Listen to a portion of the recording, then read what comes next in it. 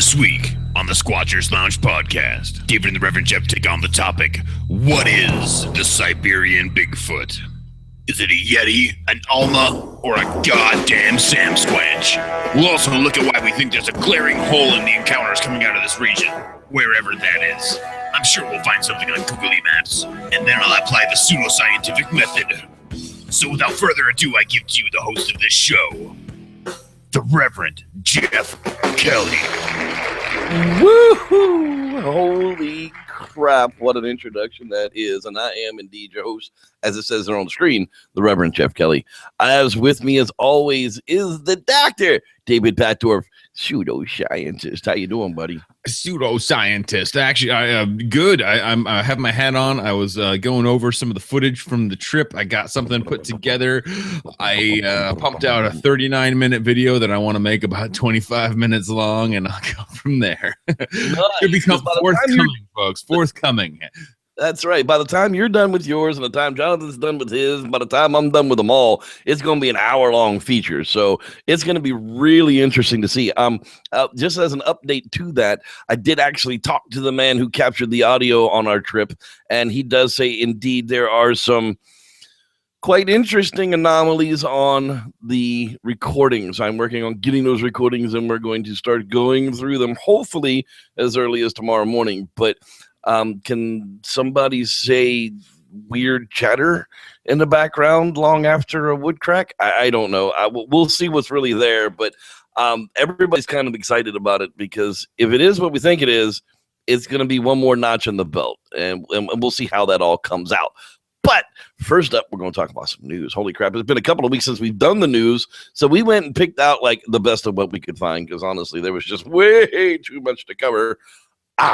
But onearth.org, that's right. Finally, out of Africa, the U.S. government classifies all chimpanzees as endangered after 40 years of stalling on the program. Yeah, unfortunately, 40 years ago, they really wanted to stop all this mess, and we've been fighting it for 40 years, and here we are. What was it, 1970s when they were trying to, banish all the testing on the chimps to begin with? The crazy hippies of the 70s? Yeah, the crazy hippies in the 60s and 70s were way in on this, and the decision that was made in the 1990s when they actually first, the Endangered Species Act hasn't really been around for that long, honestly. They decided that, chimpanzees in the wild were endangered, and the chimpanzees somehow that were in research labs were merely spectators. No. What is it? It's there's endangered, and then there was a threatened. They were a threatened species, not endangered. Somehow they were differently classified. Species. Right. But so what's interesting about this, and there's a lot of hoo-ha and hoorah and all of this. We've been talking about that non-human rights project where they're trying to give basically humans the right to sue on behalf of captured chimpanzees for habeas corpus and whatnot. But the truth of the matter is that we've already decommissioned all federal funding, and this is over the last 2 years, decommissioned all federal funding for research on chimpanzees in the United States. So this is kind of just sort of a me too. Is like, oh well, I guess we'll catch up to that. Sorry, we made that bad decision in 1990. So here, let's just go with that. It will make us look 5,000. Some 5,000 chimpanzees have been sold in the middleman market, in that time period.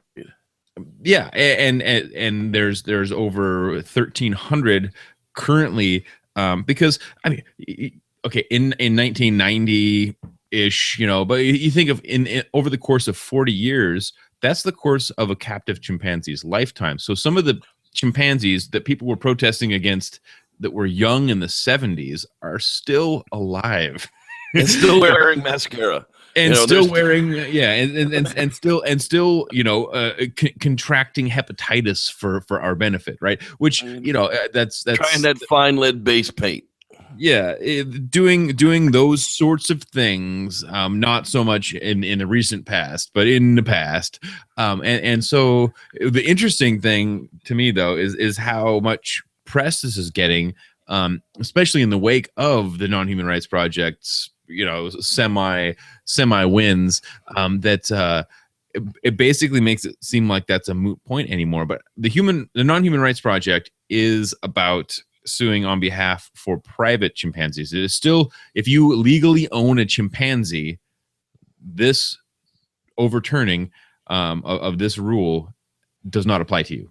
It's still exactly the same as it was before. Because your grandfather didn't, because you already well, no, not even that. It doesn't touch that. It only applies to research chimps. So there's some missed points in this whole thing, and I, like everybody's like rah. Let that loophole slip through. Really? Yeah, pretty much. So we're still, like you still have to fight the good fight. Yeah, but you have to understand that this is kind of a political move. By the U.S. Department of Fish and Wildlife, more so than an actual move of any sort, because they've already decommissioned all of the testing, and they're trying to. And to be honest with you, I mean, we don't have any indigenous chimpanzees here in America to really put on an endangered species list.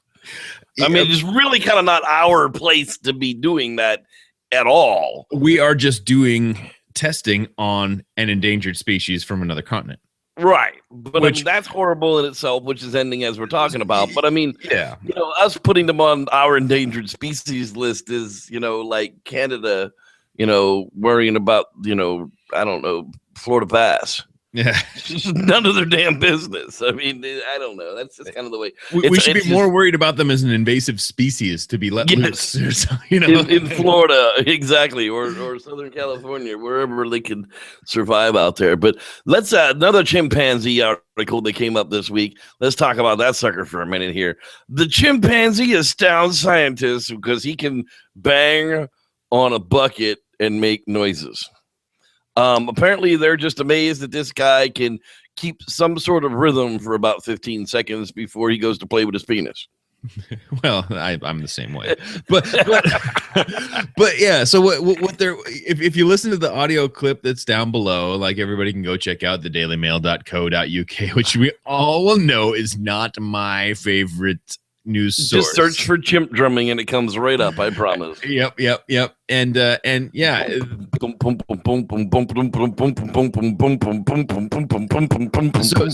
you see all the rhythm of the toddler walking across the floor. Yeah, anybody who's looking at this bar staff knows. Like, and so here I am. I'm a huge advocate for chimpanzees being like us, because the more we understand and accept that they're like us, the more we can define the differences in what it is to be human and what it is to be chimpanzee, right?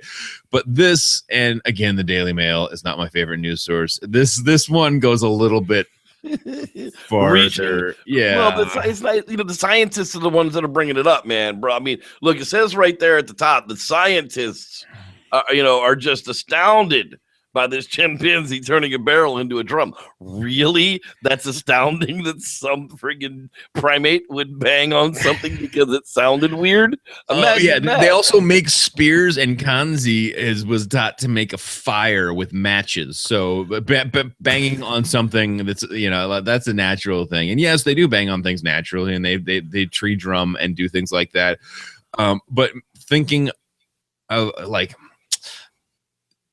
symbolism is not normally a part of chimpanzees' life, and any symbolism that's learned in captivity is probably like, patterns and things like that are natural to know, but like a symbolic rhythm or something, an expression within a rhythm, that's something that they would have had to have learned from us.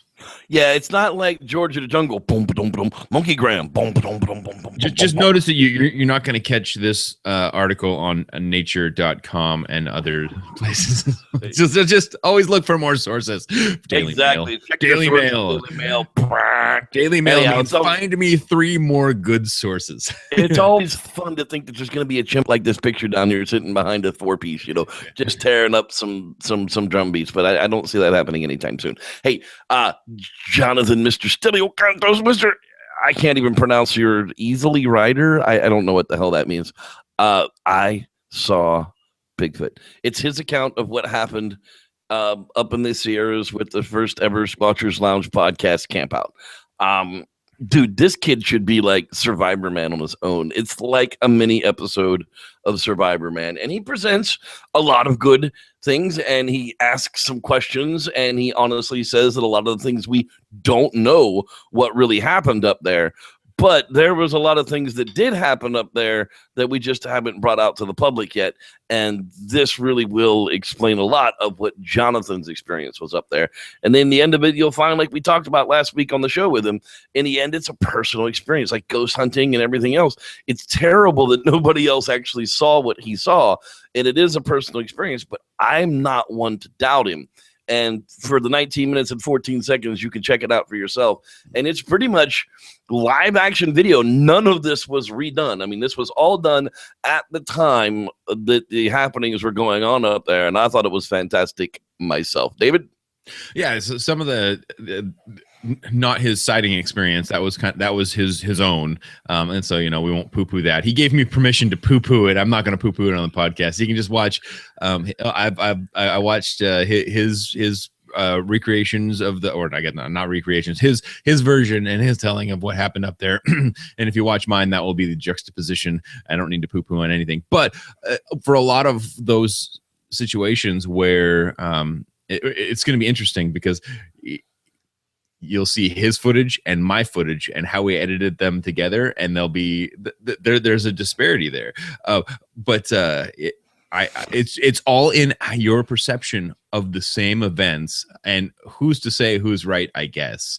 And well, the curious thing will be is when I put mine together with the audio evidence that comes in behind all of this, that shows how different the experiences could actually be from what actually happened. Your experience different from Jonathan's. Both of your experience different from mine, because John, myself, and Justin were in the trailer and heard the wail that nobody else heard. And we do have that on audio, and we're going to be able to bring that up here. Shortly we'll be releasing that evidence. So it'll be really interesting to see how three different perspectives of the same trip can actually be completely just isolated to themselves. Oh, and absolutely. And it's a good thing. It doesn't, we're not all leading everybody in the same direction, I guess, so it's just it's a matter of the perspective. Like, I say there's an interesting footprint here. And then I later go on and say that it's also the same size as my foot. It's just the way that they're presented. Maybe mine's in a negative light, and Jonathan says the same thing, but it's in a positive light. So. And yours isn't necessarily in a negative light. It's more of a skeptical light. It's more of taking it for what it was, not for what you hope it would be. And that's plenty okay. That's exactly what we need. We definitely need people who are sounded in, I want provable science to tell me that something was here, not a guess at a smudge in the ground. And that's why we need people like you on these expeditions, because I'm there to document it. I've already seen the thing. I know it exists. I'm not really there to answer questions for myself. I'm there to help document and explain and re-talk to people about their experiences while we're out there. Because the next morning when Jonathan had the sighting through the thermal, he was visibly shaken. Mm-hmm. I mean, he didn't get out of the car until somebody else was up. And I was up and stoking the fire for a good 20 minutes before he felt comfortable enough to even come out of the car and not still be staring into the forest with that thermal, looking for something to come walking out at him again. Yeah, no, those are the experiences that I honestly, so here's my take. I come in with the super skeptic approach. If you can prove it to me, you can prove it to anybody. That's what I want to be, right? I want to be the litmus test. If you can prove it, if you right on board with that. Yeah, and but having an actual sighting encounter, or something that's super compelling like that, the thermal sighting that Jonathan had, would kind of ruin that aspect of that for me, and then I'd have to step back and be like, okay, I'm not a skeptic right now. Well, that's the thing, is you're always a skeptic until the thing steps out and looks at you, and then your world changes. Mm-hmm. That's what happens to most people that have their first encounter. However, like I said, we'll still be able to look at this audio in a skeptical light and say, okay, let's see what we can find that makes these noises. And if we can't find anything that makes these noises, then we have unknown animal noises at the site. That's all we can say about it. We didn't see a Bigfoot make these noises, so we can't say they came from a Bigfoot, but we can say that, yeah, we checked out all the animals that should have been around there, and none of them kind of make these noises. So we'll figure that out, and that'll be coming up here in further editions of the Squatchers Lounge podcast, of course. Next up, Stephen Streifert of Bigfoot Books in Willow Creek. Bigfoot's blog, Bigfoot Books, blog.blogspot.com. I actually said that where people could understand it. Get a better URL. That's all I can tell you. Anyhow, what to do and not do when visiting the Patterson-Gimlin film site in Bluff Creek. This is good words, people. Apparently, some bonehead researchers decided they were going to go down to the film site. And, well, because some things had grown up around and they wanted to get some fancified pictures of stuff, they cut down 30, 40, 50-year-old trees because they were in their way of the big tree. Now, sadly, this destruction of the forest there, you're not supposed to do it anyhow. There's a picture of our marvelous. Apparently, they know who these twats are, and they don't want to give out the names to say who they are, but I'm just going to call you like a twat straight to your face, dude. This was an asshole thing to do. Don't just go carving up the trees. These are the alders in the background that give that red coloring all around that area in the fall. Yeah, and now they're all you say a 50-year-old tree, and you're looking at back into the same era, like, you know, of when it happened. Exactly. When it happened, or like, a seedling from those that were dying at the time. Without actually counting the rings, looking at the tree from the outside, that could have been a tree that was there appropriately. Stephen actually counted them. I think he said they were 36 rings or so, 35 years of growth. So it's almost as old as the film set itself. Or that's just what they cut up there. You know, people go down there and they break apart the logs and they take pieces of the logs out as souvenirs. Don't do that, people. These logs are deteriorating and they're not going to be there forever. Okay, if you want to take something back as a souvenir, get in front of the log, get down on your knees, and have somebody take a picture of you with the log. That's going to last a hell of a lot longer than that rotten piece of wood that you're going to stick somewhere on a countertop and forget about and get dusted into the garbage can. Don't mess with the landmarks. Please don't do it. See this one here? This all used to be a solid piece of friggin' of trunk until people started ripping pieces out of it. I mean, it really is sad. Now, this is the long tree, the log piles. Don't mess with them, okay? There's a picture of us sitting on the logs last year. I'm appalled. We didn't know it. No one mentioned it to us because they didn't see us sit down. But that log has been there since the film was actually taken, and it just was the most comfortable place to sit at the moment. So we sat down there. It is deteriorating and falling apart. So don't do that. And this pile of logs here, just don't touch. Just don't touch it. Look at it. I mean, it's almost mulch as it is. Just don't touch it. You know, the big maple leaf tree has been there for 65 plus years. It's been there longer than the film. Don't mess with it. The sandbar is falling apart there. It really is. So take the path. Don't make new. Respect the site, or the site won't be there anymore. Some jackass left a piece of measuring 2x4. Who the hell carries a 2x4 all the way down there for a measuring and not a measuring record tape? I don't know. But whatever. Don't leave your garbage behind either. That's just horrible. So those are Steven Stoifer's pictures of when they went down and changed out the SD cards. And we'll be back up there next month from the 9th to the 12th for the Bluff Creek Project campout. And we'll be changing the cards and doing some investigations. And there's a large group of people going this year. So hopefully we'll have 4 or 5 good camps going on and maybe get into some action. But you will see old Reverend Jeff swimming in the big blue hole out behind Louse Camp. That's for sure. Oh, and by the way, the Bigfoot World Heritage sites, we don't, the Bluff Creek Project doesn't have anything to do with that. Those have been up and down for years. The Fish and Game ain't too happy about them, but apparently some hippie just goes out there and nails them to the tree every year. So, and it's actually in the wrong place, which is kind of funny. But moving on, I found this one kind of interesting. Science Daily says that wolves are better hunters when monkeys are around. An unexpected coexistence in the Ethiopian highlands. So apparently, you know, these big old Ethiopian monkeys help the wolves hunt. And my question about it would be, does that mean that coyotes are better hunters when Sasquatches are around? Well, if Sasquatch live in troops of 300 to 1,200, like the colobus monkeys do, possibly. Yeah. Or not the colobus, the geladas, excuse me. Yeah, the thing, this is a really rare mix of species that both uses that same highland steppe in Ethiopia, and it's which is funny because if you watch the Planet Earth documentaries, it looks as if these long-legged wolves are hunting the gelato baboons, but they're not. They're hunting rodents, and the baboons chase the rodents out, and there's so many baboons that it's kind of like this front, and they wash out all the they chase out all of the small rodents, and the wolves hang out on the edge and just pick off the rodents that are running away from all these, this huge group of baboons. Oh, dude, that was like that Oregon wolf, or was it OR7? Was down in front of the wildfires, just running back and forth, just picking animals off as they were running away from the wildfires.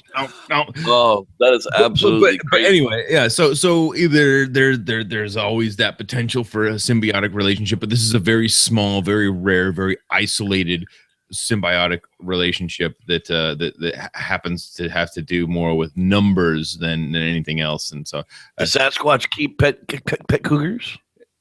Well, of course, the kitties are snuggling, they purr. That's right. The only large cat that can purr. The Seattle Weekly News. What can Sasquatch teach us about science? A local author hopes a fake creature is the key to turning people into real naturalists. Fake creature. Come on out with some of us on the next Squatchers Lounge podcast camp out, and we'll see how fake you think they are after that.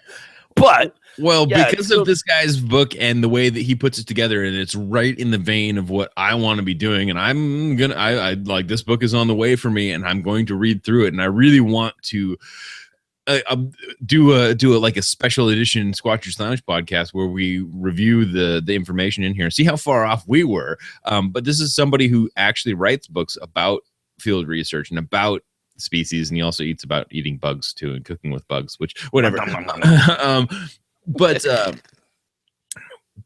doing proper field research, like it doesn't matter. Like whatever you could be collecting data from an area where you think there's Sasquatch and find something completely different. Like the photographs of those ring-tailed cats or whatever that were so rare to film. If they did an ecological study on the back side of that, they could have opened up a whole new area of study and they for finding ring-tailed cats in the area that they are, and now all of a sudden they'll be not so rare anymore, and we can find them and study them and figure out what they're doing, what they're eating, where they're going. Which is exactly what everything everything that comes out of that, so this is definitely the Sasquatch Seekers field manual. This is a field manual not for what to do in the field, but for how to document what to do in the field is kind of where he's going with that. So I'm going to be interested to see. For sure. Like somebody who actually is familiar with field research notes and everything else, how to actually do all that. That's what's presented as what's inside of what's inside the cover and the back end of the book. So I'm going to read it and we'll find out. And I've also reached out to this gentleman to see if he wants to come on the show and see why Bigfoot. This is his second Bigfoot book, by the way, for somebody who thinks it's a fake creature. Because the first one was so damn successful. Why not do part two? We'll find out sometime in the near future. Top secret writers don't want you to know that Bigfoot means big money for Willow Creek, whether it's real or not. Yeah, this guy's about this was written the 21st of June, 2015.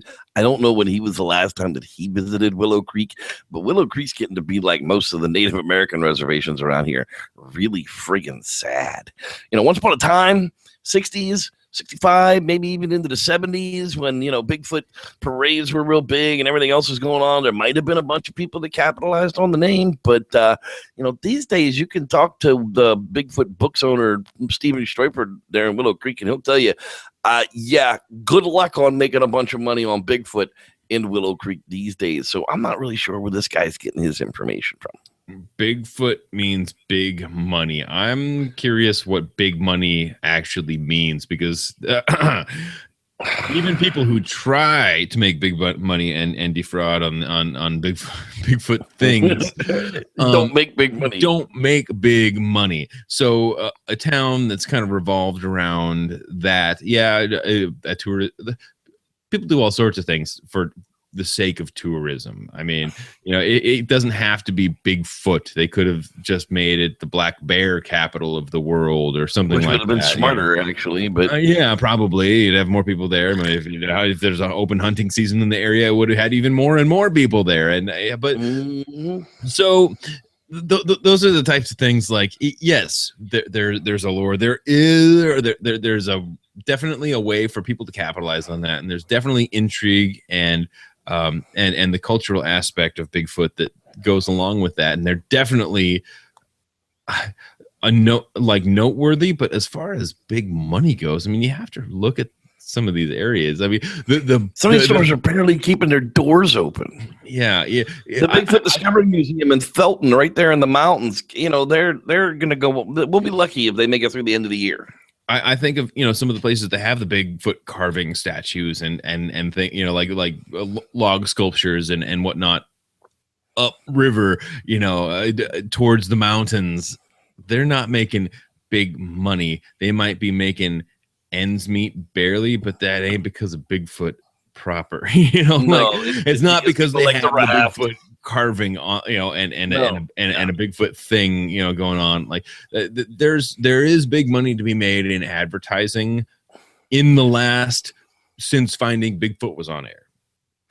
Oh, I totally agree. Yeah, they're exploiting Bigfoot big time on advertising. But as far as this little town goes, they're barely getting by. They're basically making their money on outdoor tourism.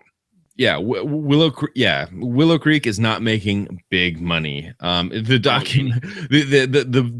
independent film Willow Creek did not probably make big money using the name of the town where people aren't making any money, right? So, right, exactly. Yeah, crazy ass woman with a tiger. An interesting way of putting that, actually. Yeah. Because Bigfoot is worth big money, like me, who's like, probably negative $500 because I went on that one trip this year for Bigfoot. Right. Exactly. No joke. Well, I got news for you, top secret writers. Willow Creek's not getting rich. And finally, tonight's kind of a sad thing.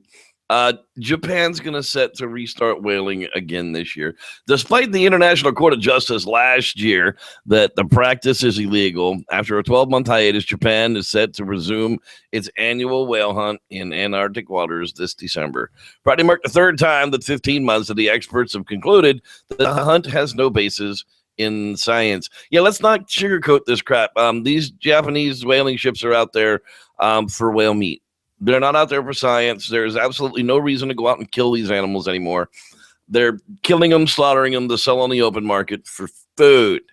And it's a sad thing. Yeah, you don't send fleets out to take 800 to 900 samples.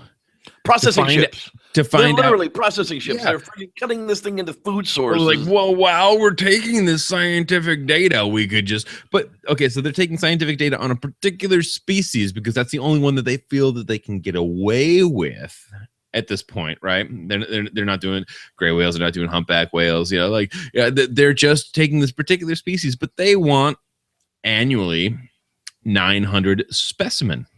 The minke whale. Yeah, the minke whale. So basically what they've come back with, okay, I understand that you say that this is illegal, and there's a whole panel of 44 scientists that say that there's no reason for lethal sampling of whales. I understand that, but instead of 900, we're just going to take like 700, okay? Yeah, how about that? How about instead of 900, we'll take 882.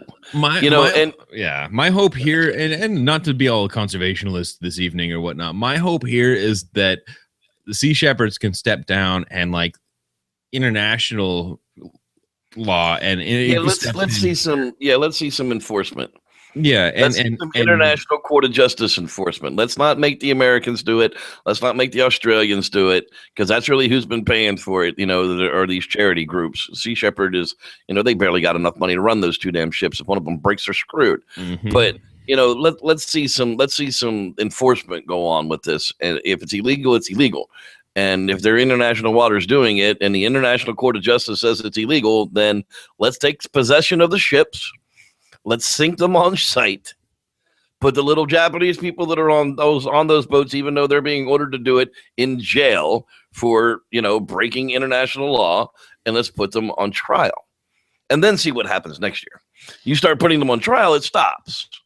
But nobody ever goes to court. Where is the court? Where is the International Court of Justice? Where exactly does that happen? Who knows? But the ocean, and especially like Antarctica, which doesn't really have a governing rule, which is why they're doing what they're doing there versus off the coast of Japan, where there's other there's other oversight that they could potentially come in. So it's really interesting how little there is to do with this, and it has to be like local and privately funded activists that are taking care of this problem, even though the entire world basically says stop that. Right. There may be a way to keep the whale trade alive for them, but they're not interested in talking about it, basically. So there. Right. They don't care. That's exactly right. About the scientific aspects of that for years, and they're going to continue to do it until there's no market for it. Just like ivory, just like whale, just like elephant tusks. When there's no market for it, it'll stop. And finally tonight, the craziness does kind of continue. Dr. Melba Ketchum, she just got 3 complete genomes of Sasquatches, and they're totally human mothers with some strange thing as its father. Yeah, well, now she knows this real deal that started guiding people to have Sasquatch experiences. I've never known anyone to fail to have at least some kind of experience with him. So he has started taking small groups out to educate them and let them experience the Sasquatch. He's taking reservations for August and September. So if you're interested, PM me for more information and a referral. There's limited space. He also will take out people privately. I've had so many people ask, I thought I would post for him since he's legitimate. We tracked this down. We tracked down who this guy is. And it's a guy out of Oklahoma, and I'm not going to give out his name yet. I'm still doing some investigative reporting on it, but people, there's going to be money involved. And David, what do we say when there's money involved with these kooks? Fuck it. Yeah. Maybe that's not it, but this whole situation, and the gentleman in question, I've had back and forth with, for my time when I was interested in Sasquatch protection, when I wasn't sure of what was going on, and this is years before my enlightening of the Sasquatchery, if it were, and actually being involved, and I had conversations on the telephone with Melba Ketchum and crew, that's how it went, and I walked away going, there's something more going on here. That's right before you joined the podcast here with me, as a matter of fact. But shortly thereafter that you became the co-host. There was a good amount of distance, but there was a good amount of distance between those 2 points. But anyway, before my reform, if you will, but it was interesting, and to kind of be on that other side of that line. Yeah, there's a need and a want for money, and always with Melba, it's always how much can you donate to my project? How much can you donate to me to sequence these alien skulls? I want to do Dogman next. Can we do Dogman next? Give me $5,000 and I'll sequence you a Dogman. It's like cryptids on demand with this woman. Yeah, but essentially that's what she's going with, and now it's Sasquatch sightings on demand, but go through her. I'm sure she'll pass your money along to the right place, and I have nothing to say about that aside from there's no reason to give Melba Ketchum your money anymore. Right. And well, the last thing I wanted to clean up was there was a post that's been circulating the YouTube forums, and I figured I would bring it up. And unfortunately, it's not going to bring it up, so I can bring the whole thing to you. But let me just go ahead and document this for the record. Verbatim. For the record, now this is a person talking about May 10th, 2015. I attended the conference in which Dr. Johnson made his outrageous claims as a presenter. I was under the impression that this was a science-based conference when the emphasis on habituation process, which Jane Goodall used with chimps. The conference started out fine, but by Saturday afternoon, the lineup of presenters were all of the cloaking aliens responsible for Sasquatch DNA, portals, and the ilk. Tom Cantrell even made the claim that he was made a priest by the Sasquatch and told us during a panel discussion, the Sasquatch know of Jesus, but have their own savior.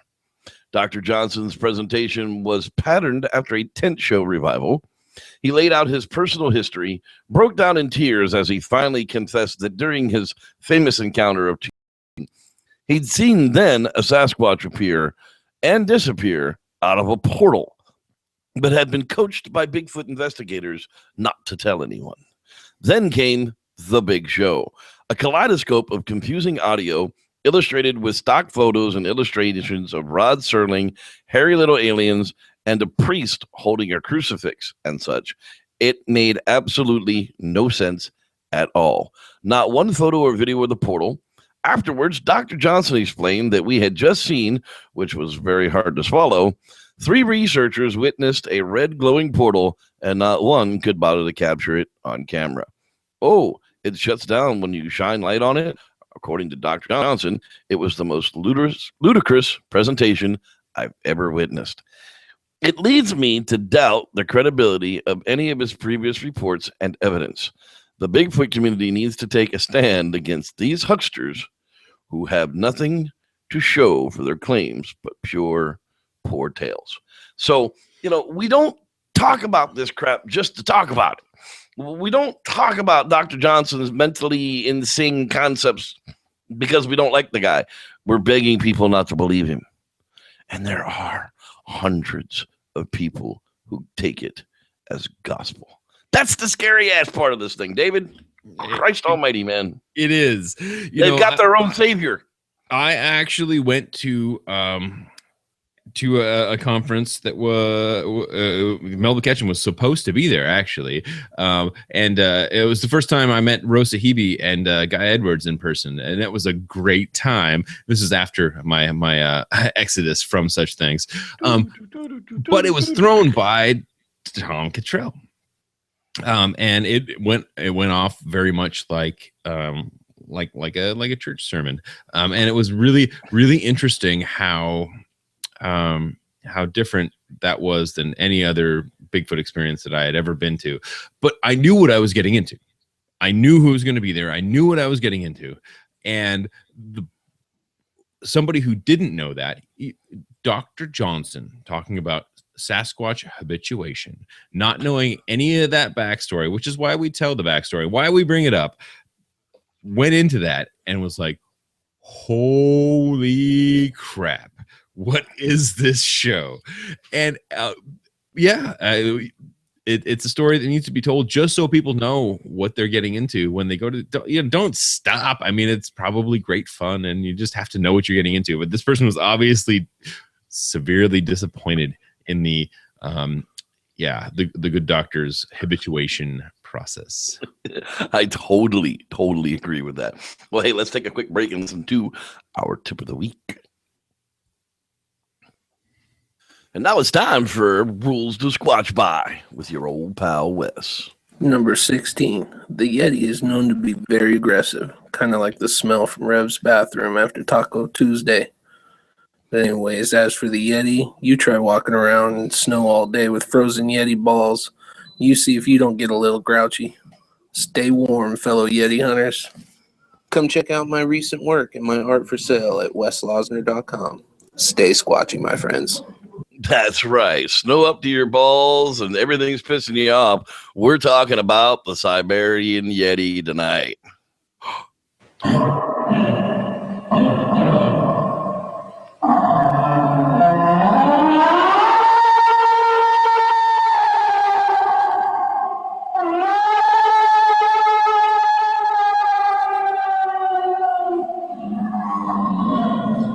I figure we might as well play it every week too. All the other shows do, and they swear that it's right. It's because it's tight. You are tight like a tiger. There you go, people. We're talking about the Siberian Yeti, Bigfoot, honesty. What exactly is? What the hell? I piece of crap out of me. We've been trying to figure that one out all week. David, take us to Google the Earth and show us exactly what we're talking about, because Siberia doesn't really exist anymore. That's what you're telling me pre-show. It's like what is Siberia? Actually, I have a wiki that I'll show here in a minute that might actually show us kind of what Siberia is, isn't, and could be, and whatnot. And I was incorrect slightly, Showtime, because proper Siberia, like if this is all Russia, which it's really, not all. I can see Russia from my house. Yeah. Okay, Russia's kind of over here. Whatever. Okay, I don't even understand how this works anymore. But here we have this central Siberian plateau, which is still rather green. Yeah. Which this whole area is our proper republic. Like if you're looking for a government of Siberia, is here-ish. You could refer to it as part of this way, part up this way. So what we're looking at is this area here. Now, the interesting thing about that for me is, we always, people say, oh, it's the Siberian Yeti. Yeti lives down here. Right. That's what I always got confused too, is why, just like the Mongolian word for wild man we're using on the wrong side of the earth, we're using Yeti for what's up in Siberia, or do they both descend from whatever was living in the Great Desert when it was a tropical region? And split, but at that rate, well, but this has been a dried out area for so long, since the Indian subcontinent has been plunged into here. This is upwelled, so this is a very, this dried out area is very important here, and this is something that what's going on down here, what's going on up here, could be linked, like we were talking about in some of these stands down here. Yeah, there are green lays for them to migrate from one green belt to the other green belt, because at times those would have been much more lush and much more green. Yeah, and we're talking about in the Caucasus down in here, where we're talking about the almas being there, even though that's a word that comes from over here. That's probably a mistake. That's a cryptozoological oops. But thinking about the Altai region down here, technically, so these mountains, the Altai Mountains and this whole region is where we're finding like the Denisovan specimens and things like that. Right. We're finding a lot of the pre-humans. They're calling this, which is correct, Siberia. Now, if we come down in here, if you look into Siberia, this is lush. This is every bit possibly greener than the Pacific Northwest. Except 10 months out of the year, it's frozen. Well, that's just the thing. If you come back out here to the Earth, this is stupid Pacific Ocean makes it so hard to see. If we come up here and you have this region, it's about the same as southern Canada, as far as our actual. Again, it's covered in snow 10 months out of the year. Okay. I live in northern United States, and 6 months out of the year you have snow over 4,000 feet. Well, still, okay. So okay, on our coastline, we very seldomly get snow. Inland from here, very. So you're looking at just a few flurries. That's just how we're rolling right now. Whatever. There's not a lot of water on the west coast of the United States anywhere. So, but over Mongolia, it's about this region here where you start moving into that the taiga, what you're thinking about in northern Canada and eastern Alaska, the barren wasteland. There's nothing but an Arctic fox up here and into the circle, and yada yada. Trees don't even live up there. No, well, it's a different kind of tree, and they're sparse and they're tiny and they're weird. They're not like down here in this good old coniferous band. This is a really great and important section to live in, and it extends most of the way around here. And this is, of course, the Magic Land Bridge, our Magic Land Bridge. And if you notice, this green belt comes down. There's the highlands, mountains. It goes into that Arctic tundra. When this is uncovered, and this is lush green area that nobody can argue that there's a lot of large mammals that still live in this part of Alaska down here, right?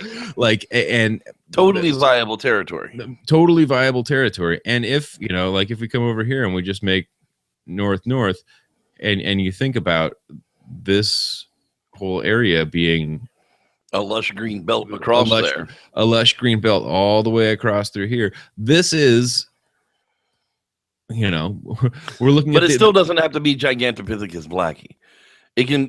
There are still a gazillion ways that doesn't happen, because we're still talking about something that's bipedal, with leftovers of it. Gigantopithecus blackie comes from this area down here, and we're talking about up here, and there's no bamboo up here, which means that Gigantopithecus blackie can't survive up here because that's all dude eats. Exactly.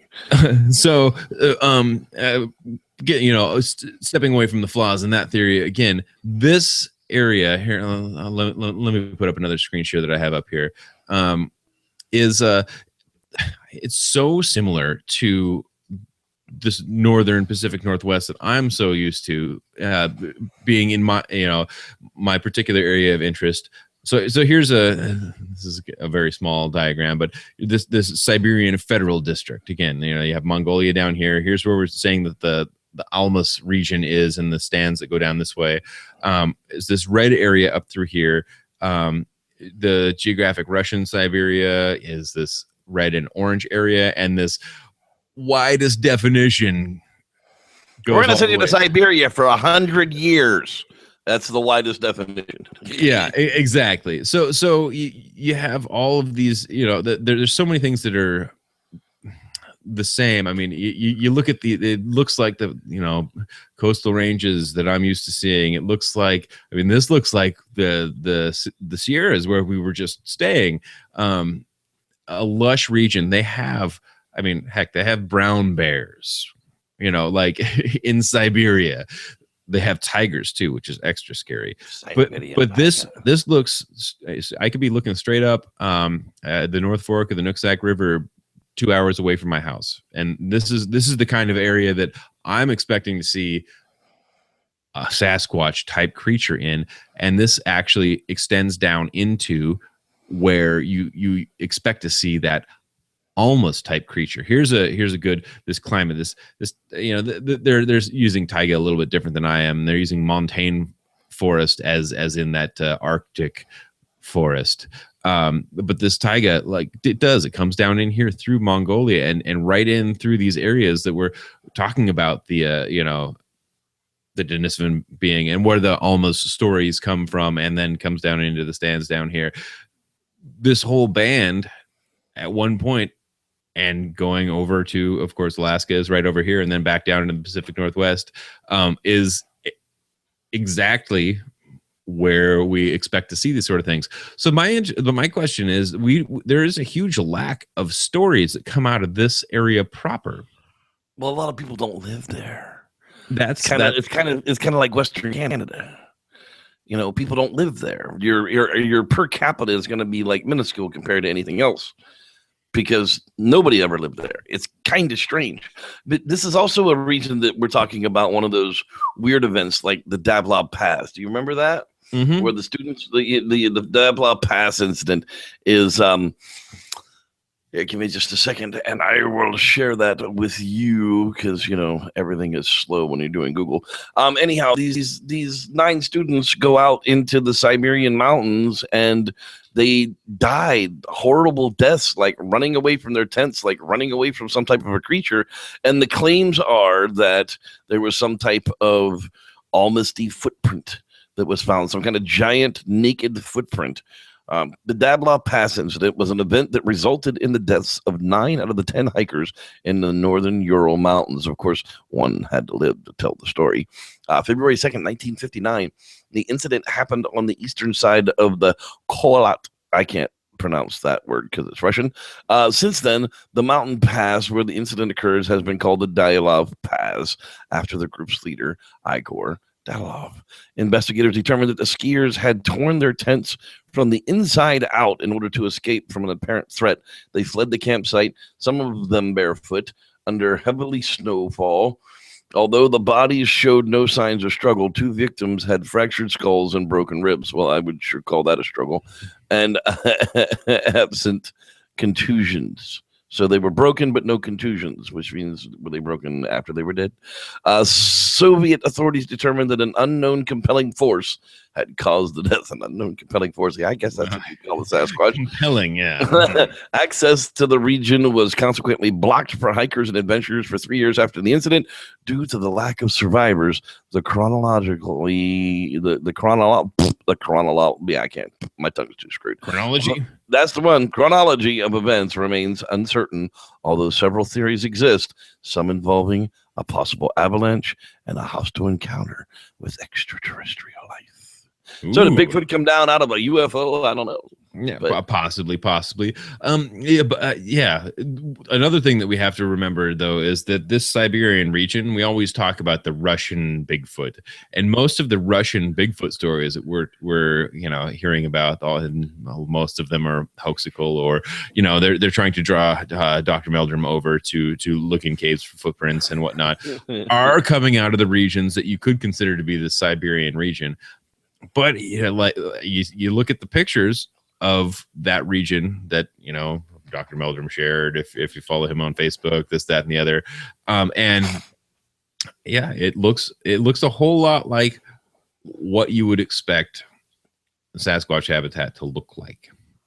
Yeah, I totally agree with you. And if they live in one part of the world where the habitat looks like that, chances are we find bears, we find Bigfoot. They've got bears that, in the same types of habitats that we have bears. Why wouldn't they have Sasquatch type creatures in the same type of habitats that we have Sasquatch type creatures here in America? America, we rule. So, if I were to postulate for a moment, which I might.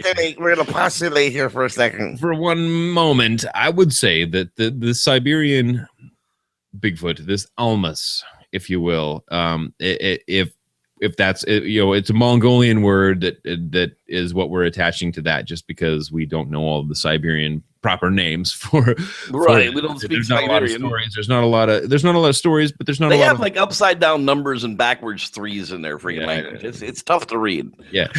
So if we were to look at the genealogy of the West Coast, Pacific Northwest Sasquatch, or the Sasquatch of the Americas, I would say that it's going to be more closely related to that Siberian, Northeast European type creature, and that Southern Yeti type creature, down through, we've talked about the Mandebarung and all sorts of things, all the way down to that Vietnam area. Those are going to be probably a little different.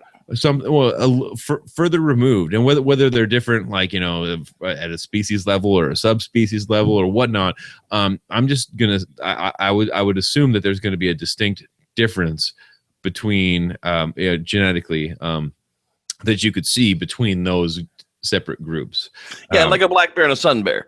I mean, from far off, you really can't tell a whole lot of difference of them, but when you get them up close, boy, they don't look anything alike. But a grizzly bear and a brown bear are genetically identical. Right. So that's kind of the point that I'm getting to is that those separations are going to really kind of show themselves in those areas because of that huge dry patch right above the Himalayas. That's a barrier that most things that need wet, rich climates can't survive in. And if they're up that high, basically they've had to go all the way up, like you said, through the European bloc up to the upper green belt to come across the Siberian plateau to actually even reach up there. So we're talking about, probably a couple of dozen thousand years of evolution that would have happened along the way. They could have been something totally different when they arrived than what they started with when they left. Yeah, up to over 1 million years. Who knows? So I mean, so that's which way did you go? Which track did you go? Which how we have a really great ability to traverse those. Adapt quickly to those sort of harsh climates changes. And most other things can't do that. So it's very interesting that I wish there were more stories, or there were more stories that I was familiar with out of that Siberian area, because I think that they'd be very much similar to, Alaskan and then the coastal Native American stories from that I'm used to. I mean, they're probably similar. So that's something that I would love to hear, and I'd love to see some newspaper articles. If anybody's got them, send them to me. We'll figure out how to translate them later. 30s, 40s, newspaper articles from that area that are similar to the ones that we have from even even Washington and British Columbia from those times. That would be phenomenal. Absolutely. Well, that's actually going to wrap it up on our discussion of the Siberian Yeti. Yeti's gone mad. The one last little thought that I kind of put in there is there's always a chance that these are wild living people, that they really literally are just like feral ass people who just, they left society and never really came back, and they're still raising generations out there. Kind of one little thought of the matter. But anyhow, do you guys have a Bigfoot experience? David and I have been talking about them. We want to hear from you. We want to hear your Bigfoot experience, and we want to put it on the air. We're going to start an interview series with Bigfoot experiencers. That's right. We want to hear your encounter. If it's firsthand, if it's your aunt's second cousin, Sister Mary's, babysitter from 13 years ago, well, that's an interesting story, but we want to hear stories from people directly. Give us an email at loungepodcast@gmail.com, or contact David or I on Facebook. We'll record your segment off the air, and we will get it in the mix as soon as possible. That's right, loungepodcast@gmail.com, or you can find us at facebook.com/groups/SLounge. That's where we group hang out. We do all this crazy stuff all week long. And then there's facebook.com/SLounge Podcast. That's the fan page. That's where we release all these cool videos, people. So you want to go there and like that page. I still can't figure out why we don't have thousands upon thousands of likes there. Seeing as we've got like nearly 5,000 YouTube subscribers now. Can you believe that? Holy crap! There's 5,000 people out there that still listen to what the hell we have to say this many seasons later. I won't believe it. The only thing we can promise you is we're not going to lie to you. We have no reason to. We are presenting to you the most honest look at Bigfoot in today's world as we can, and that's the only thing we're going to continue to promise. David, anything else you want to say tonight, buddy? I'm looking forward to seeing if anybody wants to come talk to us about those encounters, because I love hearing those stories, and I get tired of the same old stories. We've gone over half of the history of the big notables, and I would just like to talk to some people about if it's a fleeting thing. Tell us how you got there. Tell us what was going on. Even and it was a second for a sighting. We just want to know the details about it, because those little things are what's going to come important later. Exactly. And people do want to hear your stories. You could have told them 1,000 times in the groups, but if you want to put them up and talk to us about them, we'd love to tell them again. We can even disguise your voice. How about that? If it's really that important to you, we can definitely get you an anonymous hookup as well. So that's definitely going to do it for us this week on the podcast. For Dr. David Batdorf, pseudo-scientist, I am your host, the Reverend Jeff Kelly of the Squatchers Lounge Podcast, Season 3, Episode 26. More episodes than your favorite TV show puts out. It's only half the season so far. We want to say thanks for watching, and may the Squatch be with you. Bye-bye now. Take care. You ain't got to go home, but you got to get the hell up out of here. That audio is going to be... Dude, seriously. I've never heard John so excited. He listened to 5 hours of it straight, and then it hit. That's the thing I hate about audio. You have to review. Review. That's like ghost hunting shows. It's like, oh, let's going to review the audio. You sit them for 20 minutes of a show, sitting there watching them, listening to crap. No thanks. Oh, don't forget, Monday nights, Bigfoot Docs Uncensored. This week, The Legend of Boggy Creek. Hell yeah, bitches. Woo!